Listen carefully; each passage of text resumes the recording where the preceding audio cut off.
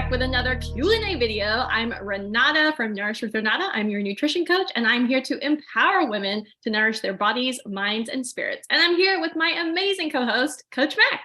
What is up, everyone? I'm Coach Mack, the founding health coach of Running with Bacon, where I help women feel like themselves again, one small step at a time. Yes, and we have an amazing question here, which I think is so important for people to understand. So I'm glad that someone asked this. So the question is, what is a good measure of progress to get to a big goal? I.e., how do you break down a big goal into measurable pieces of progress? So Mac, how would you do this?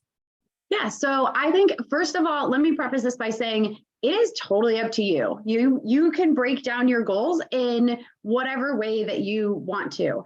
The way that I would recommend doing it is taking, let's say, I'm going to just use, because we're both in the health space, a lot of people want to lose weight. So maybe you have a 30-pound weight loss goal and you want to do it in X amount of time. So then I would break it down and say, so if it's say like 6 months, then I would break it down. Okay, well, how much does that mean that I need to lose in a month, or that I not need to, but want to lose in a month to get to my goal? In this case, it would be 5 pounds per month, which totally reasonable. So that's number one, is figure out your time frame, and then figure out what kind of even breaks along your goal are, or even breaks that there are in progress towards your goal, given the time frame that you want to do it in. And on the flip side, if you don't have a time frame, if you just say, I want to lose 30 pounds because I know at that weight, I think I'm going to feel really good, really confident, fit, and like my clothes will fit good, like all that stuff, then I would, again, do something that is meaningful to you. So for me, a meaningful weight loss might be 10 pounds. Because for me, my weight can fluctuate like 5 pounds in a week, and up or down, and then back again. So a 5 pound, for me, a 5 pound weight loss to me is kind of like, yeah, but it might go right back up tomorrow. So that's not as big a deal to me. Mine might be a 10-pound weight loss, because then I know it's for real in my case. Your weight, it may fluctuate less or more. So it's totally up to you, but come up with a meaningful segment of your goal. And then I know this wasn't part of the question, but celebrate once you get to those milestones, because that can be a really big determining factor in your motivation to continue. Because if you're just looking at it, again, this 30-pound example, and I'm like, oh, great, I lost 10 pounds, but dang, I have 20 more to go. Like, that seems like so much. Celebrate the 10 that you did lose. And it's not like you're starting from scratch, but it's almost like, okay, I have my next goal is these next 10 pounds. So then I have renewed motivation to do that, because I know I just lost 10 pounds. I can lose 10 more. So those types of step, almost like just working your way up the step of the thing. And if it's not weight loss, maybe you want to change your eating habits. Maybe you have a goal of completely overhauling your diet over this next year. Maybe you change one thing per week, because then over 52 weeks, if you change 52 things about your eating habits, that's a lot over the course of a year. Whereas if you try to flip it all in, say, overnight, like for a New Year's resolution, it's really challenging to do that. So breaking down a big goal and figuring out what your milestones are is, again, totally up to you. It does help to have a coach or a friend or a sounding board to, number one, make sure that those steps are realistic, because you don't want to have these insane, like if I was going to try to lose 30 pounds and I said I want to do it in 2 months, that's just not realistic for me. Like, given my size, healthy weight loss, sustainable weight loss, all those things, it's not a good idea. And so having someone say, I don't know, have you given that, like, have you thought about that? Have you calculated anything, worked through that? Like, that kind of stuff will really help. And also having that accountability, again, sounding board, somebody to just check in and be like, how's it going? I know you had this goal. Tell me about it, that kind of stuff. So it really is up to you, but those are some ideas of how you can break down a bigger goal. So what are your thoughts on this, Renata? Yeah, well, I completely agree with what you mentioned about having a certain time frame in which you check back in to, for instance, if you do have a weight loss goal, maybe that's when you get back on the scale, to see how your progress is going. And so, in complete agreement with what you mentioned. And I wanted to offer some additional things that may be helpful for people if they are on, for instance, a weight loss or even a weight gain goal, and they want to try to measure their progress.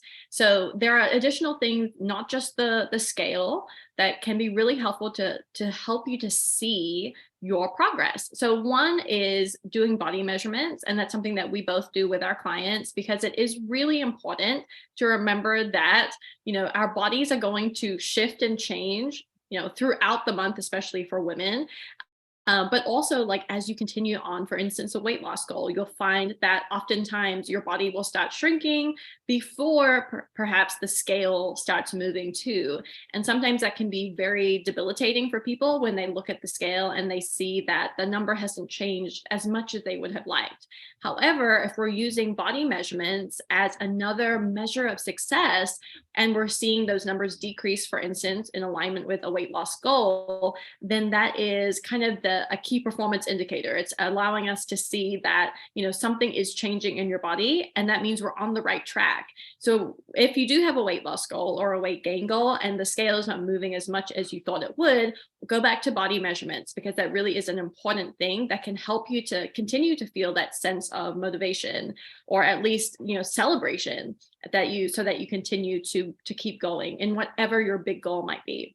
Love it. I love that you mentioned your progress may not be linear. So having other methods, because I think that's really important. Even if you're doing everything right, you're totally on point with your eating, your exercise, your whole plan, everything, your weight is still going to fluctuate. We're human beings. We're not machines. That's not like you have this strict input and strict output. There's so much more that goes into it. So I think it's really, really important that you mentioned that about having other methods of measuring so that you know if the plan is working or not.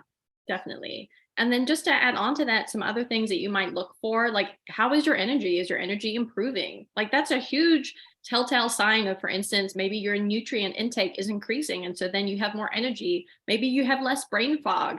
Maybe you're sleeping better. Maybe your stress has diminished. Like, you're getting better sleep. These are all great indicators that are happening in the rest of your life to help you to, like, turn on some light bulbs and realize that, all this work I'm putting in, I'm starting to see this in other areas of my life, not just like the scale in this particular instance. So good. And since you brought that up, I'm going to put you on the spot here, because I've heard you talk with your clients about a food journal, and because it's really hard oftentimes to make the connection between what you're eating and how you're feeling, or how you're sleeping and how you're feeling, how you're exercising and eating and all of those things. So can you just give us a brief version of your food journaling so people might be able to start that if they want to? Yeah, I love that. Thank you for bringing that up. So a food journal is going to be different from food tracking. So food journaling is literally just to help you to find connections between the foods that you're eating and how you're feeling. And so it's really simple. So for every meal or snack that you have during the day, you write down what you ate. And then you just start to become more mindful about how your body feels in the 30 minutes, hour, couple of hours after you consume that food. So for instance, say you went out for lunch today and you had like a burger and fries, and then you notice in the afternoon, you're real sluggish. Like your stomach is a little bit gurgly, like you got to run to the restroom, for instance, or like you're in a meeting and you just cannot focus because you're falling asleep. By the way, all those things have happened to me. But these are all great things to jot down in your journal so that you start noticing, okay, when I have a really greasy or really like high refined carbohydrate lunch, it makes me feel sluggish. It makes me feel tired. Or it could be something like I ate at 9 o'clock at night and I usually go to bed at 10 o'clock, and maybe I just ate a little bit too late. And as a result, my sleep, I couldn't get to sleep, or I kept waking up, or my stomach was really bloated. There's lots of different things that we just don't put two and two together. And it's really nice to have a food journal, which could be like an actual journal, or it could be like in the notes app of your phone. And then when you've done that for like 3 or 4 weeks, you start to notice there are trends. Like maybe the eating too late is happening, on a Friday night every week. And you're like, oh, okay, maybe I need to kind of reassess my priorities at this point, because I know it's affecting me and going into the weekend. Or perhaps, on really busy days at work, you're not eating enough. And then you get home and you're noticing that you're binging because you're super stressed out. You haven't eaten enough during the day. And as a result, you're making not the best decisions that are not in alignment with your health goals, for instance. But when we start to see these things on paper in front of us, then we're like light bulbs are turning on again. We're like, oh, okay, I realize what I'm doing. And also you have the power to change it if you want to as well.